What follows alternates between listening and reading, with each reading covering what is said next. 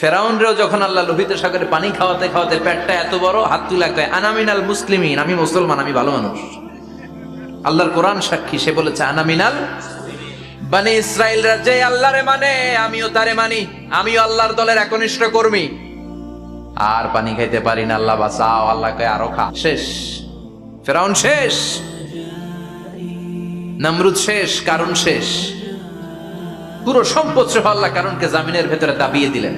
এজন্য সম্পদ যাদের বেশি জাকাত দেওয়ার দরকার আছে না নাই? দারিদ্রতা বিমোচনের জন্য জাকাত দিবেন। জাকাতের শাড়ি লুঙ্গি এইভাবে না, অনেকে কিন্তু দেয় জাকাতের শাড়ি, জাকাতের লুঙ্গি, জাকাতের গামছা, এরকম ডাকাইত আছে না নাই? বাংলাদেশে এমনও হয়েছে জাকাতের শাড়ি দিবে বলে সে পত্রিকায় নিউজ করেছে, আর ওই শাড়ি আনার জন্য শাড়ি দিবে 5,000 মানুষ, এসেছে 5 লক্ষ। পদপৃষ্ঠ হয়ে 11 জন নারী এক জায়গায় মারা গিয়েছে। কিয়ামতের দিন আল্লাহ বিচারের কাঠগড়ায় এই বিজনেস ম্যাগনেটকে দাঁড়িয়ে সেদিন জিজ্ঞাসা করবে যে কেন তুই এদেরকে কষ্ট দিয়েছিলি? চিল্লা এখন ঠিক কিনা?